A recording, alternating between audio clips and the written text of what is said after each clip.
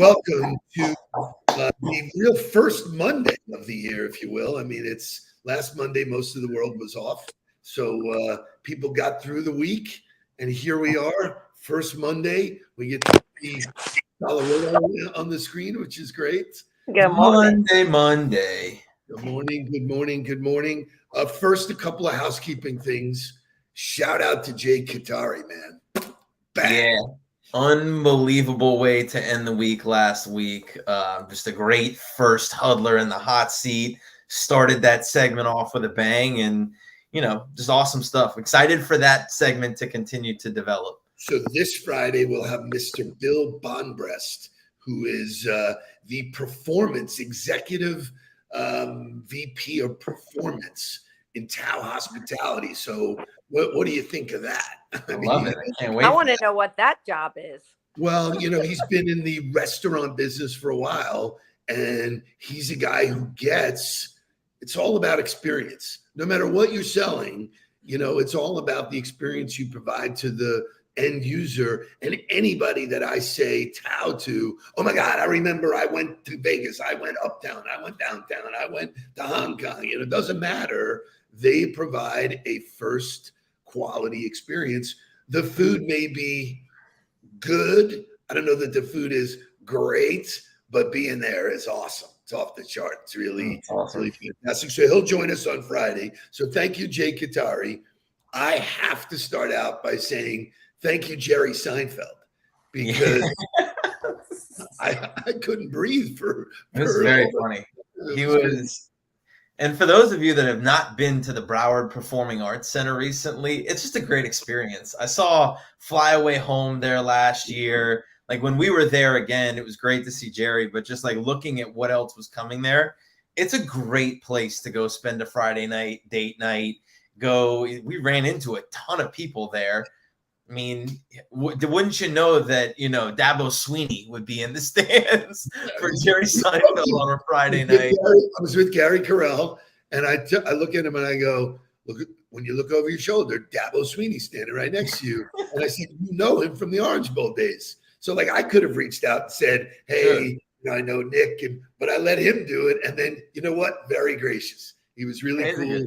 Talked to people. Everybody came up for pictures. But it was I like that you brought that up. It was a really nice experience seeing the people sitting down. You got entertained and then in and out of there like that. Yeah, I mean, unbelievable. Jerry Seinfeld is 68 years old. I looked this up because I wanted to know. I was like, he's banging 2 shows in a row. He went for a little over an hour, I think. Crushed it, had everybody laughing, was full of energy. They clear the house out, they bring everybody back in, and he did another show at 9:30. It was to see him doing what he did at 68 was empowering. Wait. I have to jump in here for a second. Steve, yes. Help me out here. Okay. Why are you surprised that at 68 he could still do that? I have worked with people in their 70s who are sharper, better. Like, I think that's so curious. Like, I love that you said I don't think that. it's the norm. Like, that's why. I don't think it's the norm. I think high performers and special people do it at 68, 73. Like, I was fortunate to be able to see Stevie Nicks last year. Stevie Nicks is in her 70s and full of passion, full of energy, and some of what we're going to talk about today. But I don't think that's the norm. So to see somebody do it and embody it, to me, that is affirming and is the, that's the motivation to go, right. That's why I'm chasing my passion. That's why I'm doing what I'm doing at 35, 36, because I got 30 years in front of me.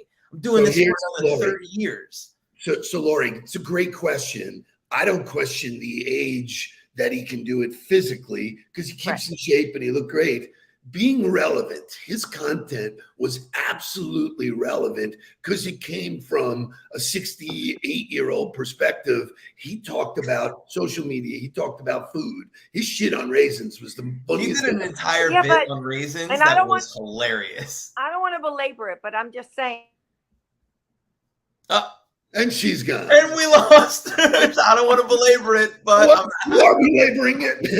But I don't care what age you are. Sometimes, you're relevant. There are young people who are not relevant. So I just think that the age part doesn't have to do with it. I think we talk about this all the time. It's about a mindset. And he happens to have that mindset, regardless. I don't think he happens to. That's where I disagree with you. I don't think he happened to do anything. If you study Jerry, his discipline to his process in writing jokes and what he's developed in his career that's why. But to me, the more things I find that affirm that, I love. What he talked about was during the pandemic, he got together with some other comedians. They wrote a movie. Right. Like, that's coming out on Netflix. So it was like, and the movie, imagine this. The movie is about Pop-Tarts. It's unbelievable. Yeah. And he sold it so well at the end. I was like, I'm in on this movie. I'm so in, man. Are you kidding me, man?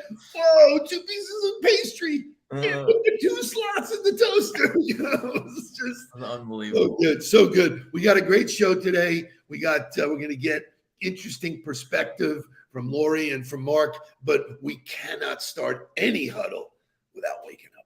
Wake up, everybody! Get up! Get up! Get up! Get up! Wake up! Come on! Wake up, everybody! Teach a new way. Maybe then they'll listen what you have to say.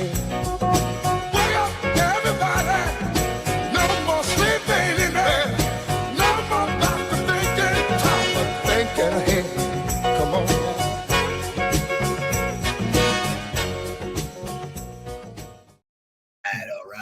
right. So I know that when Lori's on, we don't generally talk sports. We try and keep it out of the sports realm, but you got to just say congratulations to the Dolphins. Yeah, what a game. What a game. Was that a game? That wasn't even a game. I was there. I was like, all right, can somebody put some points on the board here? It's halftime. Crazy. But the point I want to make, so playoffs are set. The Bills game was insane because the emotion that built up to it, everybody in the NFL was wearing number 3 somewhere, somehow. But for the opening kickoff to be returned by the Bills hadn't been done by them in 4 years. Yeah, it's crazy. 3 years and such and such. I want to bring up one point, and that was Ryan Clark, who I love. Ryan Clark last Monday night was on, and for the whole week was talking, but he posted this on Instagram, and he said, he truly brought a world together in one of the most divisive spots we've been in as a country. We are divided. Monday was a night, it didn't matter if you were blue, black, white, brown, or yellow, male or female. We all came together. And so I don't know about you, but the power of prayer and the stuff, I think it just totally is amazing what this week did for us. Comments? Yeah, it's a shame that it takes an event like that for it to happen. We talked a lot about it in church yesterday. When you remove yourself out of the equation and you stop making yourself the center of the focus and you make somebody or something else the center of your focus, look at what happened. So everybody stopped worrying about themselves for a minute and worried about somebody else that was in a situation that wasn't a great one. And look at the way people came together and did some great things. Over $7 million for his fund. He's had an unbelievable recovery. So just great stuff. Lori, any comments? No, I think, for me, this whole thing also makes me think about, the players that get back on the field, right? Knowing that something like this could happen to them, I think is pretty powerful too. So I call that, courage. So I just think, I'm sure there's probably not too many of them that got on the field, not thinking that somewhere in the back of their head at some point, but you got to push it out. I totally agree. The final point I'll make about football is you talk about mindset, you talk about doing it because it's there to do. Kudos to Dan Campbell, man, because that team balled and beat Green Bay in Green Bay. I think that's the accomplishment of the year, man. Yeah, shout out to Dan Campbell and the Lions. It's super cool to see them have success, to see him have success. I sent the text to Jake and to Aiden because both the Dolphins and the playoffs and the Giants are in the playoffs this weekend. It doesn't matter. That's F what everybody says. You're in the playoffs now. So it is playoff week, and you got an opportunity to go beat a football team. And I think, you've seen it time and time again throughout the year. Anything is possible on any given Sunday. I would say this: if the Dolphins plan on walking into Buffalo with Skylar Thompson, there is no chance that they win that game. But hopefully we're able to get healthy, get some guys back on the field and make a run. You can't believe the tee up this is. Lou, a Huddler from from way back, talks about grit. And wouldn't you know that that's what today's topic is? So give me motivational music, because you're going to hear it through the grapevine. And then we're right into Angela Duckworth.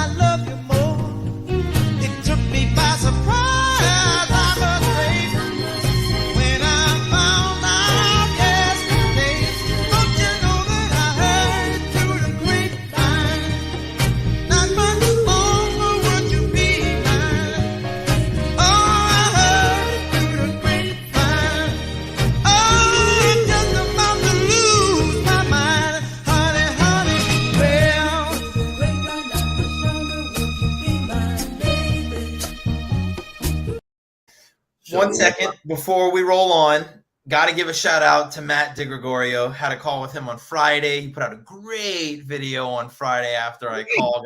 Got a ton of traction on it. So, kudos to you, Matt. We had the conversation. You went and acted on it immediately. Well done. And then Jake Ataru says, best music ever. I just watched The Offer, which for those of you who stream Paramount, The Offer is the story about how Paramount created The Godfather and Al Ruddy and all that went into the actual creation of The Godfather. I'm hands down, and I wish I was lived in the 70s. It's the greatest time for music, greatest time for movies, the style that was in that show. I was just Gabby and I were talking about it. 70s is the time. Yes, it was the best music. And so TED Talks are a way that you hear content through the grapevine. Angela Lee Duckworth did a report. It's about West Point, whatever. I want to give you a little bit of her TED Talk, and then I want to talk about what makes people successful. So I left the classroom, and I went to graduate school to become a psychologist. I started studying kids and adults in all kinds of super challenging settings. And in every study, my question was, who is successful here and why? My research team and I went to West Point Military Academy. We tried to predict which cadets would stay in military training and which would drop out. We went to the National Spelling Bee and tried to predict which children would advance farthest in competition. We studied rookie teachers working in really tough neighborhoods, asking which teachers are still going to be here in teaching by the end of the school year. And of those, who will be the most effective at improving learning outcomes for their students? We partnered with private companies asking which of these salespeople is going to keep their jobs and who's going to earn the most money. In all those very different contexts, one characteristic emerged as a significant predictor of success. And it wasn't social intelligence, it wasn't good looks, physical health, and it wasn't IQ. It was grit. Grit is passion and perseverance for very long-term goals. Grit is having stamina. Grit is sticking with your future, day in, day out, not just for the week, not just for the month, but for years, and working really hard to make that future a reality. Grit is living life like it's a marathon, not a sprint. Wow! Bang. Bang. Lori, jump in first. I couldn't agree with her more. In every situation that I have seen, it's not the smartest person IQ wise that has become successful. It is absolutely about that perseverance, keep going, getting through the obstacles, right? And hard work. To me, grit is about, you know what, if it takes 24 hours a day sometimes to get there, then that's what I got to do. And I think sometimes that's the thing that's missing today. But just my opinion. I don't want to make There a we go. generalization. I'm not. That's what I was waiting for. That's what I was waiting for. It was that little. That's what we're missing today. So, and I agree with her 1,000%. Right, grit and perseverance. It's the ultimate. It's the ultimate thing that creates success because it creates longevity. But okay, how then? If we know that that's what the thing is that's going to lead to success, how do we, number one, identify it in people? And then number two, how do we train it and develop it? Because that to me was always where my mind went. If I was looking at the best football player in the country, right, it wasn't going to be about what his talent level was. It was going to be about how do we develop grit and perseverance in him? How do we train the things we need to train in the individual and in the team in order to be able to create success? And I'm hoping that one of you is going to say you can't do it. Well, I believe you can.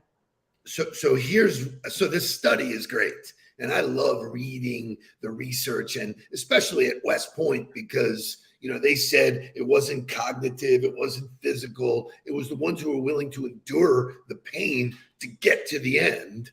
But here's the fascinating part. For West Point, people said, I want to be in the military. I want to do that. So they were focused on the goal. And for them, the goal was aligned. For a lot of people, understanding that if you don't have goal alignment, you can't have grit. Yeah. Grit is telling you, I'll do anything to get there. But if you don't really want to be there, there's no fake out. Right. Your mind and body will not. You can't fake passion. You can't fake passion. Thank you. That's it either matters to you or it doesn't. You can't fake it. I agree with you. But as someone who spends her career in education and teaching workforce skills and entrepreneurship and all that stuff, I absolutely think that if we can evoke those feelings in our young people, that they will, it's kind of like the endorphins get released and they go, oh, wait a minute, I want to feel that again, right? When we are teaching them and they're running real companies or they're solving real business case challenges and they're working in teams, our education system, and unfortunately, in my opinion, just my opinion, for the most part, is not giving students opportunities to experience that feeling of passion and wanting to go after it. It might be that project, but if I know what it feels like, right, I'm going to want it again and again and again. So I think we need to start young, teaching our kids and giving them experiences that they learn that grit and they develop that passion for whatever they're doing, whatever interests them. It's why I loved football. It's why I promote football for young people. Like, I understand the risk to what happens in playing football. Now, understand the bigger the bodies, the faster, the higher the risk, right? Like, the opportunity for extreme injury is much less with smaller people and slower people. And, so the younger you are, the less, risk there is for that, while there's still risk involved. But what it teaches you is that you have to overcome the physical discomfort. There's physical, it's not normal to put your body on somebody else's body and try to bring them to the ground. It's not normal. You have to overcome the mental and physical challenges that go along with that if you teach that at 8 years old, that person is far more likely to apply that skill into other aspects of their life. So you could say that with all of sports, but it tends to be physical sports like hockey or like football that are very, contact based, that it's different than playing baseball. I played baseball, I played basketball, I played football growing up. That mental resilience, that perseverance that you're trying to train comes from those kinds of scenarios. So here's where I land? For me, it was very obvious when I went to college that college wasn't my bag. Like I knew I wanted to go the lane of betting on myself and getting myself mentally prepared to be in a revenue development role. I knew that. For a lot of people, they don't know. And it's like kind of frowned upon to try shit. You know, once you find it, I think grit is much easier to attain. It was never easy for me, but I knew where I wanted to go. I was very driven to that point. And like the thought of me staying in an office, being a doctor or a lawyer or an accountant, staying in an office every day and looking at papers, out. No, thank you. So, you know, it says it here, and this is so key. Even Duckworth, who did the report, meandered a bit in terms of her professional goals, going from consulting to teaching to psychology. Psychology is where she landed. Bang, that's where grit and passion take over. But until you find the right goal, and I think this is what we need to teach people, find the right goal. Find the right purpose. Go to college and get a job. The goal is not to, you work for a big firm, you go to school, you get a job. You know, I think a lot of kids are graduating, getting a job at some of the big 5 accounting firms, and they're miserable. No, we know that they are. But that to me is a product of the system, right? Like the school system that I grew up in was developed off the factory system. It wasn't built for the world that we live in, where there is opportunity to create a business at the snap of your fingers by creating content online. You have access to people, you have platform. You know, we talked about this in church yesterday. Whether you like it or not, you have a platform. You can choose to use it or you can choose not to, but everybody's gifted with a platform now. It was not the case 30 years ago. So the world that we live in has so far evolved away from the system that the education system is built around that it doesn't match. And so you have people coming out that are very ill prepared for what the world is actually looking for, because no organization wants a factory worker anymore. Unless you're going to go work in the Amazon production line and you're going to oversee the packaging, there's very few roles that are looking for people to just fit into a cubicle at this point. I think that's all well said. Any final words, Ms. Solarillo? Welcome back there, lady. No, I think Mark and I are on the same page. We got to start giving our kids when they're young, whether it's through sports, whether it's in our classrooms, whether it's experiences like JA or other programs. I'm not promoting JA. My point is we've got to give them that. Yes. As you should be. As you should be. I mean, there are other programs that do it as well. I just happen to know that one. But we've got to, once you feel something that excites you, you want to feel it again, right? When you win on the football field and as an 8-year-old, you want to feel that feeling again of winning, right? So, and getting that touchdown, if it's you personally who gets the winning touchdown, you want to feel that again. We got to give people experiences, and we got to stop babying them and making them think that hard work doesn't matter. One shout out. Really, really well said. But by the way, that's why speakers who have done it are more popular. They can talk about their experiences like, hey, I did this, and here's what it took for me to do it. You think it was a straight path. It was not. It was all over the map, to that road to success. So you're right. When you share experiences and can give people insight into what you do and how you've done it, that's the roadmap. Not, hey, just go to school, get a job, get married, have 2 kids, and then be miserable. Shout out to Reese Witherspoon, who wrote a children's book about being an entrepreneur. Like there's a book that we read to Jules that is about a little girl who comes about creating a dog washing business. And so it's a book that you can read to your kids that helps instill an entrepreneurial mindset around creating a business, around doing the things that she liked to do. So it is happening. There are people that are trying to be the supporters for it. So we just got to keep pushing. Persevere, guys. It was a very nice crowd this morning. Hopefully we helped you kickstart your week. And just to throw it in your face, Happy New Year, everybody. Let's get down to business. Let's go. Please don't worry about me. I'm about to let my heart speak. friends keep telling me to leave this. So let's get down to business. Let's get down to business.